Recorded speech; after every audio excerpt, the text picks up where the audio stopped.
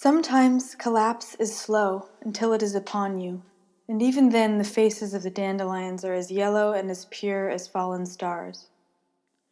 I never believed the world would fall, like the girl who was also an old woman with birds under her skirts told me, opening the bodies of juncos. And yet there came a day a decade later or more, when I saw very clearly that my dreams didn't fit, that the world was already falling. We ran then, my love and I, toward the mountains to the east, where others had run before us, seeking a clarity of being and of thought. I wished for the maps inside the songbirds then. I wished for the girl mad as birds to find me then and show me the way, but she did not. Perhaps it was enough, our one encounter, how she showed me there was always an after beyond a fall. Our dreams didn't fit at the edges the way the straight highways, the power plants, the oil refineries, cell phone boxes, stories printed in newspapers and in books about square homes and square lives and square green lawns trimmed once a week with hired mowers, the way they fit, corner to corner, a great grid that even the dandelions couldn't break through. It was because of this that we arrived at the place of despair. And it could only be because of this that he came. All we had left was our music. I played the fiddle the way my grandpa taught me, all bow and wail and velvet vibrato. My love, he picked his old guitar and put the crooked black top hat on, because it didn't matter now that we had given up, if the world, they told us, had moved beyond top hats, if the world had moved beyond imperfect creatures and unstraightened things. It was winter and the snow came down everywhere around the home we'd made in the dead body of the last old cottonwood in the foothills east of the city. There were no leaves. The branches made bent and antlered songs against the cold winter sky. The moon was too full and the music we played broke our own two hearts all over the ground. Under the earth, the badgers and the foxes knew how to sleep and hold their own bodies through the cold. How to make a home in the ground and belong there, how to carry on, because no one had ever expected that they, too, would learn to button on suits and pat down their wild hair, sit at desks at screens all blue and white, and carry home neat lines and numbers and rectangles of paper in their pockets. No, they made their beds from such rectangles of paper, bitten to pieces, from soft grass and dead leaves. They dreamed, and their dreams fit as the snow fell, but did not make them cold. Red fur, black fur, gray fur, white fur. But my love and I, we had only our music and the snow and our cold cottonwood home, no other way to make ourselves belong. We had our despair, full and complete, a thing we held between us like a loaf of bread we had no choice but to knead and leaven and bake.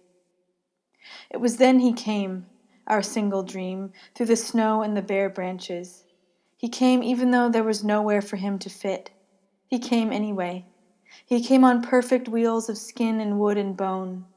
He was leathery-skinned, ancient, a trunked beast, rolling the way no orderly thing, no neat instrument of civilization should roll. Creature, wagon, tree, with a single candle instead of a horn, to light the way that had been forgotten. His hands were like our hands. They folded a ladder made of his skin down from his wide back. They hustled us up like two frightened owlets who'd lost their mother. "I like this music," was all he said. He held up a book. "You see, your songs are the ones I have here. It's been a long time since anyone called." When he spoke to us, it was the cottonwood trees in the snow, the foxes and badgers sleeping, the moon. It was my violin, it was my love's guitar and his crooked top hat, black as crows. The creature's back was warm as any draft horse. We began to play again, and he rolled onward, singing the words in the book he had carried all along, leather-bound just the same as his leathery skin.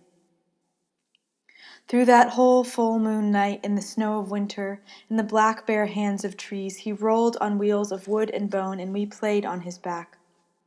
We took the old roads past the culverted riverbed, through the agricultural fields where we were not supposed to tread.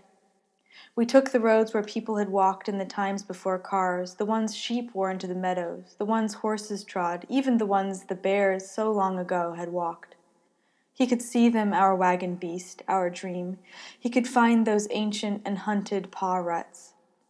From his leathern back he sang up their ursine song, and we learned the tune until our strings bled the blood of ancient bears, drop by drop, onto the snow. It was then that we saw the people following in our wake. It was then I looked behind and saw them all, a thick road back through the snow, a banner unfurled of thousands, black-haired and brown, red and yellow and silver and white, one blue, some barefoot, tennis-shod, booted, in work clothes and night dresses and winter coats. They were walking to reach him, our last and final dream, our desperate creature born in the dead of winter from all the dreams that wouldn't fit. They were playing a quiet music through the snowfall, sung and slapped, picked on rubber bands, tapped with the broken parts of cell phones, whistled through metal pipes, hummed on a simple old jaw harp. They carried all the last candles from the pantries, the ones saved for power outages. They followed the dream of all things living, all things wild. They followed the last paths the bears had once walked toward their dens and favorite acorn groves. In the snow, in the night, our footprints were wagon wheels of wood and skin and bone.